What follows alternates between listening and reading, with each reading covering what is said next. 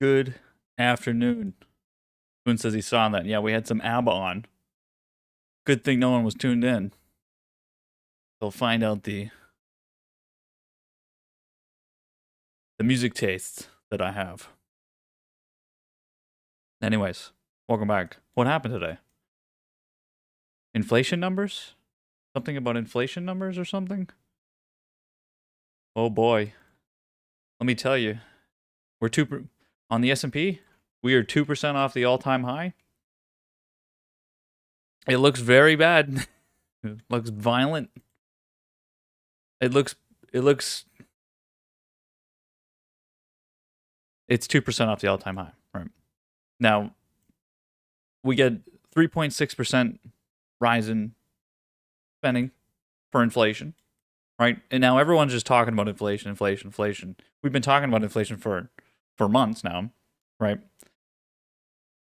It's where we're at, right? It's where we're at. The thing to do here again is to be consistent with your trade and to stop thinking so day to day, right? And this is what we've been talking about is this longer term horizon where you start to look at charts on a weekly time frame and maybe start to think a little bit more in the future compared to just where it's going to be tomorrow, how you're feeling right now. And this is this is an important sort of concept, especially when again we have rotations in portfolios, and we're getting a very large media presence on this, and again this is where we have reactions that are happening in the short term. We get this sort of short term volatility and even this selling of short term volatility to trade for something that is going to happen. Like there's nothing that's going to stop this from happening. And so it's not like, again, that inflation is somehow a secret. It's been mentioned nonstop. And again, a day like today, it doesn't change what's going to happen in a week from now and in 2 weeks from now and all of these things, right? And so even when we put something like the S&P, if it's just our full average here, this is 2% from the high. And we haven't really done much of anything in the last 2 days.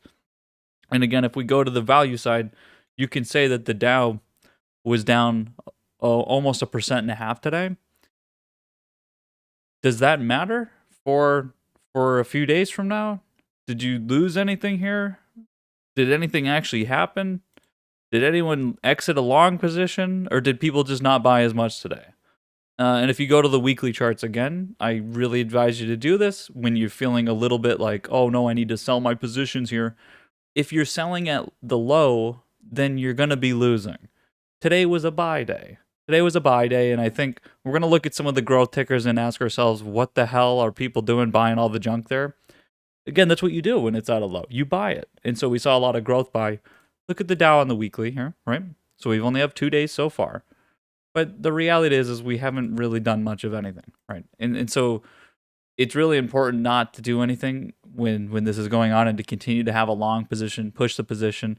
Again, if this is most of your portfolio, you're looking at it through the Dow or through value, there's really nothing to react to. This is, again, it's mind-blowing to me that when we look at like things like Wall Street Journal, Bloomberg, and everybody, that they have nothing better to do besides talk about how we're like having a fucking crisis in the middle of also the point of this selling over the last 2 days is to say that the economy is booming so fucking much and that things are going all-time high, right? How do we keep flip-flopping? Where is that coming from? Do not let that creep into your heads, right? I took the day off. I had some things to do. In this type of thing here, when I come to see this, obviously I saw the numbers in the morning. This is one of those things that you don't have to do anything, right? And it's really important to use your experience here and to realize that these points here were great and you were able to profit off of this move. If you transition, then you had a very nice day today to buy on for a lot of positions. I had a lot of things on the oil side, energy side, that I feel pretty happy about. There were pretty significant moves on there. We'll take a look at individual moves here. Banks, about 2.5%. Excuse me, energy about 2.5%. Banks was a little bit less.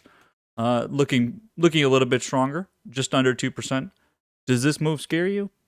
Does this move here scare you? Are banks not going to, again, here's a really easy way to find out what exactly is going on.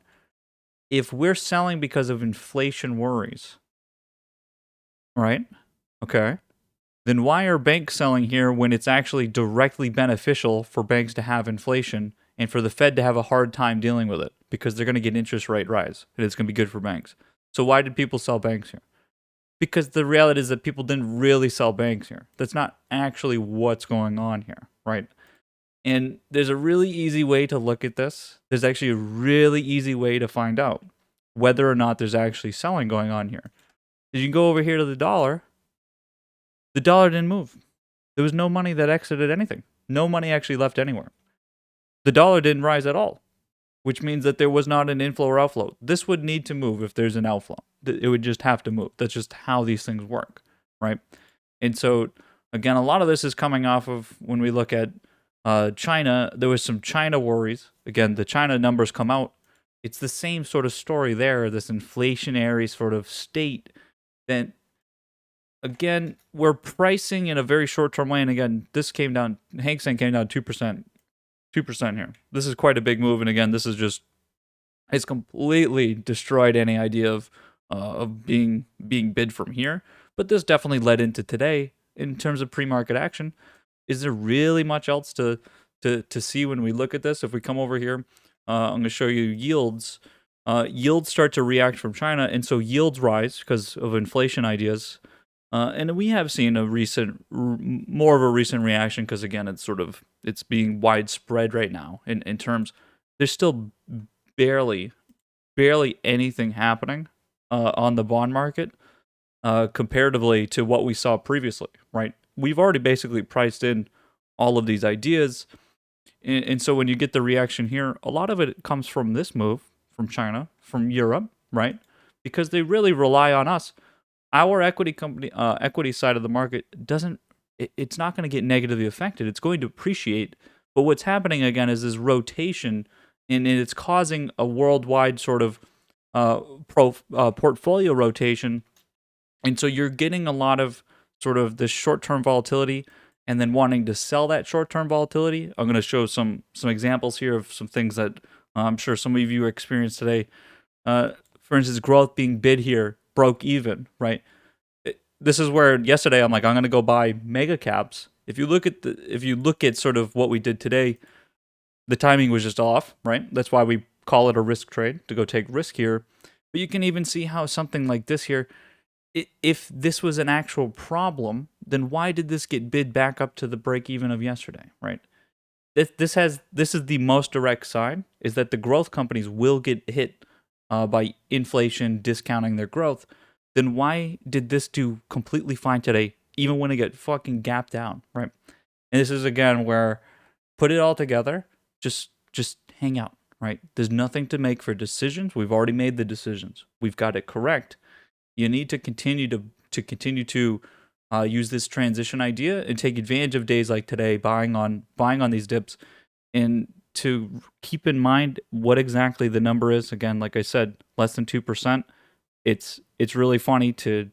I read a little bit of Twitter today. It's really funny to look at some of the comments and think about how sort of if you're not in a position and you're actually trying to actively do things, how it feels so different, and how you look at this downturn, you're like, holy shit, this is a lot of points here, a lot of movement to the downside, and you start to put these things together. It makes sense if you've been doing poorly, you've probably now continued to done poorly. What I want to mention here is for short-term volatility, things like travel here today. Obviously, when you're opening lower, this causes some issues on the short-term volatility. This is why we've really separated the two groups here of some of the larger blue chip ideas that are consistent through a value idea, and then something like travel, which is sort of a value idea, but we've known it's been short-term volatile. This kind of thing, there's nothing you can do. If you're in a position like this shit's going to happen. You just have to get back on the horse and take these trades, right? And if you have some sort of idea here that this should be macroly bullish, these sort of things did take me off guard a little bit in terms of how much. Again, it's the overreactions that we get that cause you to sometimes get hit here with a loss, but that actually is going to return probably a larger gain because you're going to be able to buy at a lower price. And we've seen this, but it's important that we're not buying in the wrong areas. And so when we go and look at some of these growth trades, right? And we talked a little bit about this last week where we had things like Net made a big move last week, right? And we talked about how we're not going to get baited into buying that. Well, now again, a day like today, this ticker, and again, I'm going to use a couple examples here. All of these sort of beat up growth tickers all did a lot of the same thing here. This kind of stuff here means that we're in a very strange place on the growth side. That again, if we're pricing things because of inflation, then what is this? What is it? Right? This is just called volatility. It's just short-term volatility, and again, it's not connected to anything, right? Whereas we can look at some of the value moves and see how that's connected to inflation, how it continues to basically go up in a straight line, and then on days that we have a market-wide sort of pause or some sort of sell on fear. Again, it's not really long-term selling, but we get some sort of reaction.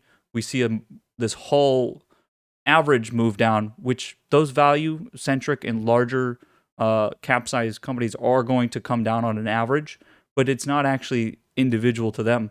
And then you see the individual short-term volatility tickers actually put points on because they actually have their own velocity and move through them basically on their own. There's nothing you can do here, right? I'm not taking any of these trades. I'm not going to get baited here.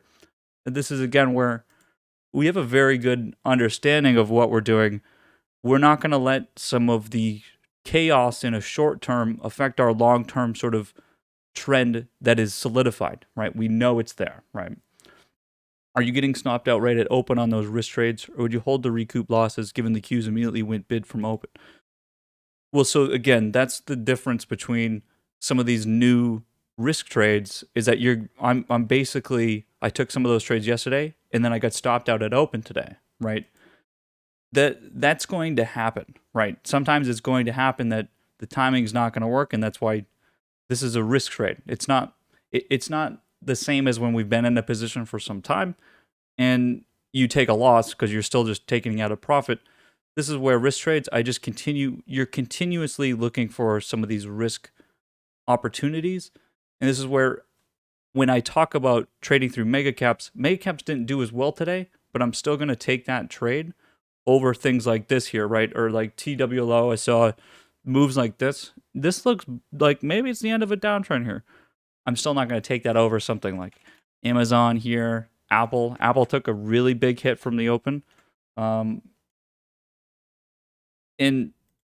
so I take this trade, right? I get stopped out, but again, nothing has really changed other than where we've opened, right? And so, yes, I got stopped out, and there's nothing you can do in terms of holding because you don't know it's going to go bid. I don't think the timing here. I would say the timing here, there's no way you're ever going to really time this well enough to know whether or not you can hold. I think the only time you can do that is when you are in, and what I was just saying a few seconds ago is that when you are in a position that you've been in and it's just you're taking points off the top. So for instance, the bank play, you could actually hold through that loss because you've already been in the position you're in profit. If you're losing points from where you, again, I took this position right in here. If you're going negative on the position, I just immediately sell. I'll just immediately just get stopped out. That's again the difference. I'll retake the position, but it's different for something like banks here, where we get this bank move, right, where we open 2% lower, but I've been in the position, so I'm actually in profit, and so I'm not going to sell here.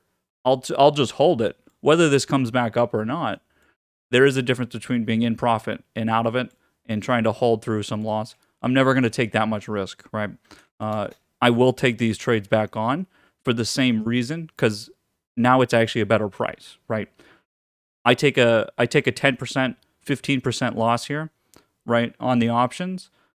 But when I retake this trade, I now have the exact same upside in a lower cost because there's fear in selling. And so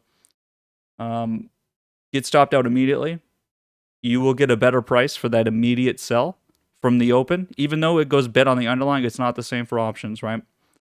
And then go look to retake that position, you're never going to get it perfectly timed. Whether this went bid immediately from open all the way, that did have a pullback. Most of my buying was on pullbacks. If you look on the energy side, this was the exact same situation. I've been pretty good about not getting sucked into that immediate. If I get stopped out on something, or if I need to sell something, I'm not immediately rebuying. That's like the carnal sin on trading options, is to sell rated open, right? And then to rebuy immediately, and then this sort of shit happens, and it now causes you to get stopped out again, and it's really hard to re-pull the trigger. It's just, what are you gonna do? For example, there's some things like when you look at CVX here, Exxon, the big energy companies. I've been transitioning now. I didn't actually transition so much on CVX or XOM because these are so much larger. This falls in line with my sort of 2 candle pullback, right? We had it very much over here, and then we go rebuy. You're very much waiting. You're waiting for a situation like this, so you get stopped out. If you took a trade or you're taking profit, let's just think of them both as selling. And then what you're doing is you have to be patient for your re-entry on something like this. It's really easy to look in hindsight to see where that is. Most of my entries came right here, came right in here, and this actually lines up with the entire market when you look in to see what was happening. A lot of it came in right around here. That 10 o'clock range is usually what we talk about, though, anyway, right? We talk about this 10 o'clock area where we digest the open, and now we're looking to go from there. A lot of the inflow actually came there after 10 o'clock and came in. So sell, be patient, look to re-enter and do it. And again, for risky sort of situations, after you get stopped out, a lot of it should be questioning whether you should be doing it again. I think a good example was from yesterday. I talked about semis. I said, no, I'm not going to do it again. So from semiconductors, they really got beat up today, right? Now, you could have bought at a low here, but look at the difference here is that if I took this trade again yesterday, right, now I'm opening so much lower again. It's just getting worse and worse, right? I'm going to be patient, right? I'm going to be more patient and now, again, look to extend my gains where I have them. Things like X continues to do very well here, right? X did 5% today. Now, it lost a little bit yesterday, but it doesn't change the fact that we actually, if you actually look at some of the most bid tickers today, it's a lot of things that we've been trading consistently, right? And that's where things that continue to do well will continue to do well through some of this negative, sort of some of the negative short-term volatility that comes in. Again, even though it's inflation related and it should be helping banks and energy and everything else, it's still going to come down on an average, right? But then this is where some of those very specific tickers that they sort of transcend some of these ideas, because who's trading some of these and why are they going up? Things that are related to commodities, they don't care. Commodities don't care, right? When did these things ever care? Inflation just is basically confirming everything that we know about these. So things like X here, if this has been one of your primary positions here, a day like today is great for you, right? And so this is where it's hard to tell what exactly the day should have looked like for your portfolios. I was red on the day just because when we look at the Dow average, it was down. But this again can mean a lot of upside to come in the end of the week, and actually can mean that you were able to pick up better price points for your positions. And especially for some of you that needed to transition, you actually might have had a very green day today because you took profit, right? Some of you have been sitting on profits waiting to transition. You could have very much, or most likely, had a very green day, taken all your profits, and then able to re-enter today. And also, there were opportunities again today to take. I think this ELY move here is pretty disgusting, and I just want to mention, I just talked about this, the weekly charts I've been posting have very much taken off immediately after the weekly breakout. I just posted this ELY chart from this weekend. I know the move yesterday was we talked about it, get rejected. this kind of move here today, as long as you follow the technicals here, it's very straightforward. And this is a very large gain. This isn't like, again, this was almost 14% today.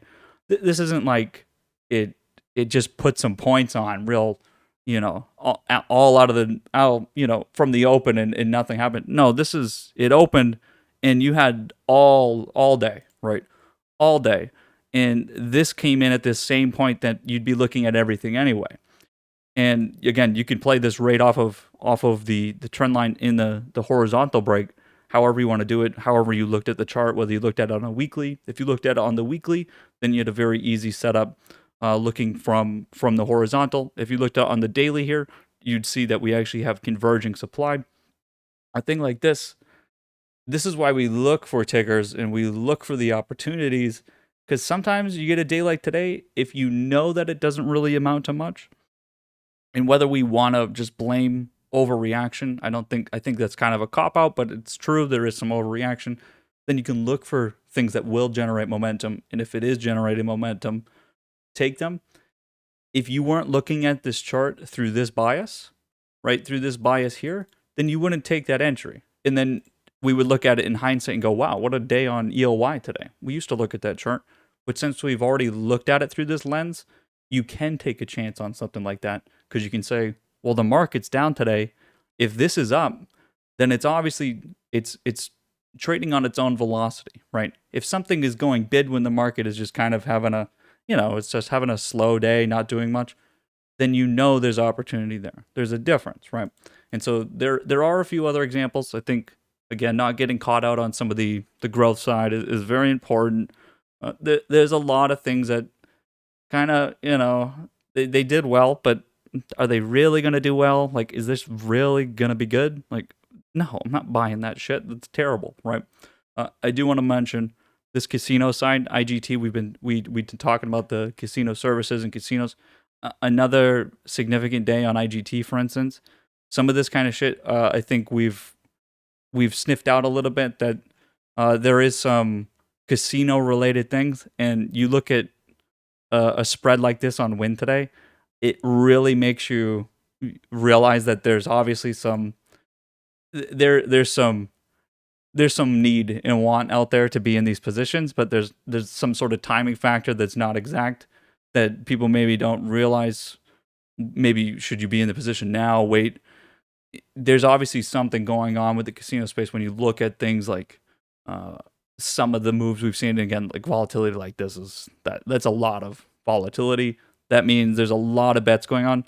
I would bet that a lot of this is, again, coming from derivatives, which needs to be mentioned, I think, today, and I haven't mentioned it, is when we talk about the derivative side, we have not seen much going on options, again, specifically for the growth side. And that's where we're seeing a lot of these moves sort of get, like a day like today, really get a big underlying move, but it doesn't really make sense. This is where you start to look to the options. And if you look, we do have a very large quantity of calls coming in at some of these lows, because, again, it's getting pretty cheap down there. And the bets become greater and greater in terms of the reward you can get. And you have like pennies. It costs pennies for some of these. When you start to look at some of these put together, I wouldn't doubt if we're going to be getting into a little bit of, that gamma situation again, coming into May monthlies.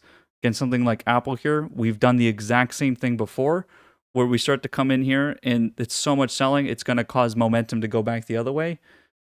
If you put this into a little bit of the perspective that, again, a lot of this selling is just sort of rotational, it's on a rotation basis, then it would make a lot of sense that if you're going to take this trade, even as a fund, if the reward there is going to be more significant on the option side, and it's going to cause the underlying to go up just because you're buying the options, then it does make a little bit more sense to go through options.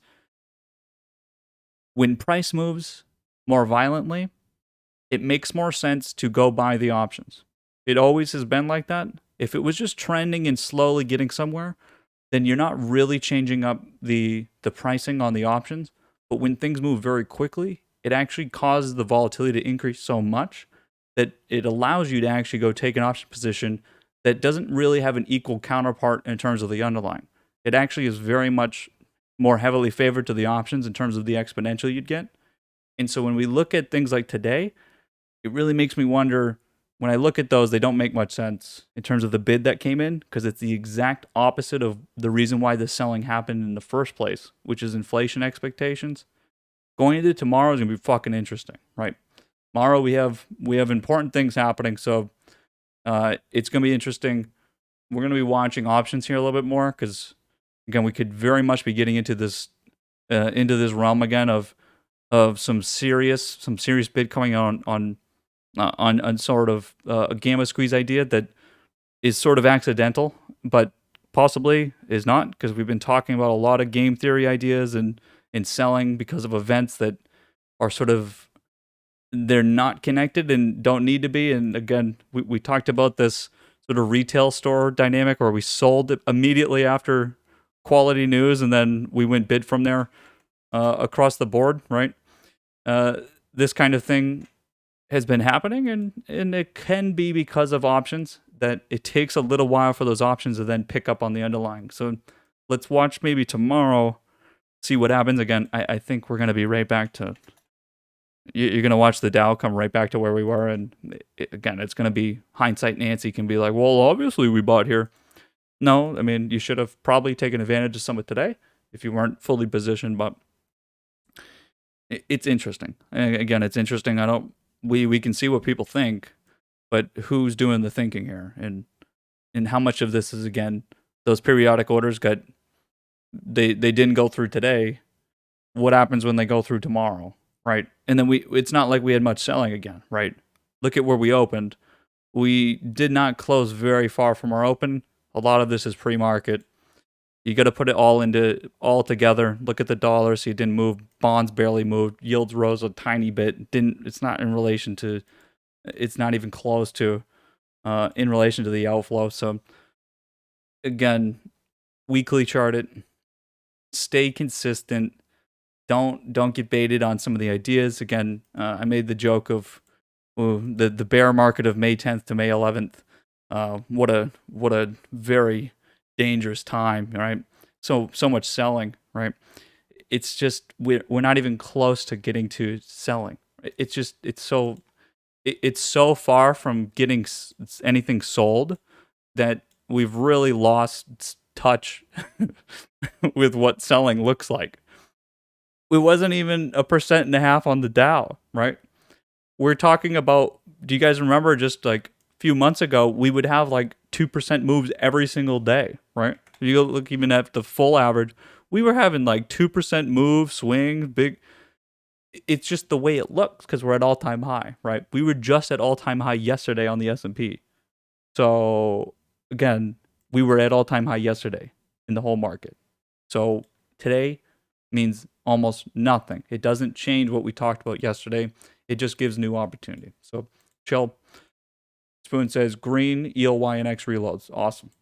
That's again, it's always nice if you can ignore the entire market and just go trade an individual ticker. And it's the biggest middle finger to everything when you get to trade something and not care about everyone else's sort of problems, right? That's where you see these people.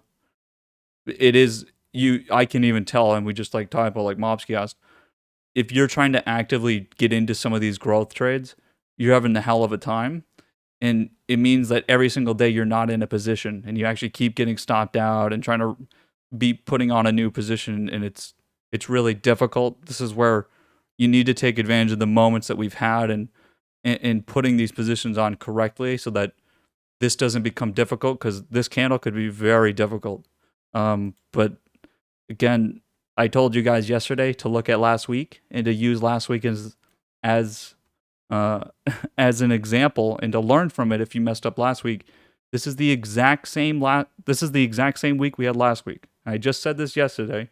I unfortunately uploaded the VODs a little late here.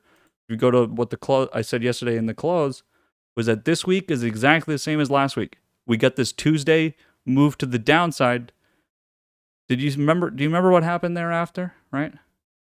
Monday, Tuesday. Doesn't this look awfully familiar to you? Looks pretty much the same to me. How surprised are you going to be when we get the exact same thing, right? The data lines up the exact same way it lined up last week. It's a little bit more important this time. And that should actually cause a little bit more movement, a little bit more, again, we had a little bit more volatility. It's the exact same lineup we had last week. The exact same candle here. It's actually green this time. A little bit more selling on Monday because we were at all-time high. Look at the similarities there, right? It's really important to go back and look at last week and maybe see where maybe you sold on this move here and then were unable to rebuy through to trade to the upside. Don't make the same mistake twice, right? And again, it's not that history is going to repeat itself. It doesn't matter what happened before. It's think about what people do in terms of how they make decisions. Are they going to sell it here or are they going to buy it here? What did they do on some of the dumbest growth tickers today? They bought it, right? Do you think they're not going to buy the most valuable companies here? And those that, when we talk about this dividend idea, buyback idea, things that actually have value, is going to get direct government funding. You really think these things aren't going to get bought, right? And do you really think that this move has anything to do with what we're doing on the equity market, or is it just sort of this fugazi of inflation, and no one actually knows what the hell they're doing with that? Inflation means appreciation. Prices go up, which means equity prices go up. Let's just chill, right? So go back and look at this, see how it is. Find out what exactly, what exactly you want to do with the extra money you have. Like I said, I've dropped off some of the risk. I'm going to be a little bit more careful with sort of that 10% I'm playing with. Still sticking with mega caps, trying to get those on the low, try to push those further, but really using any extra risk as a buffer for losses that come through, and looking to buy on dips through value, right? So like today with the Dow, bought all that dip with a little bit of the extra cash I would usually put into volatile trades since they didn't work out as well. So again, continue to trade through what's working, and there's definitely opportunity to do that today, and that's what I've got. And so I think again, it could be one way or the other for you. And if you've stayed on the same side, then you're doing very well still. And your week looks pretty good here, right? Your week looks pretty good. This is another lesson for why you shouldn't be trading just one way through trying to get tech companies and growth and trying to make risky buys work in day trading and shit. It's not going to work. It's just not going to work. The long-term investor's laughing right now, right?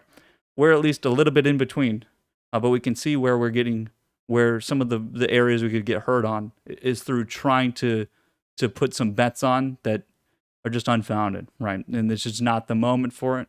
I'm going to continue to try to get some of them, but again, you gotta take down some of the risks.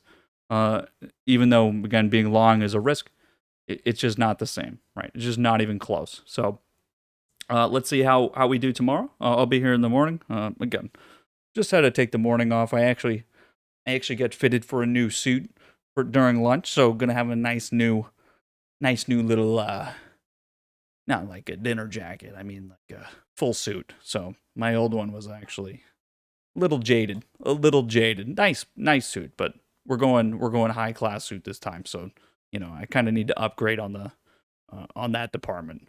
So what's it made of this time? Vicuña, obviously. Vicuña suit. So Ermenegildo Zanga.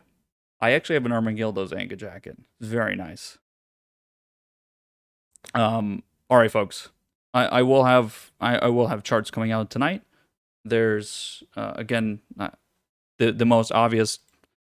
I didn't post short-term patterns. I actually just kind of took the whole morning off. I was going to post things. When you look at things, there's some pretty obvious candles out there that we knew from yesterday, right? This is pretty obvious today. You're going to have some pretty obvious smack in the face sort of charts coming up. I'm going to see what I can hunt for some opportunities here that are not too risky, but I'll see you in the morning. Enjoy your night, your evening, wherever you are, and until next time.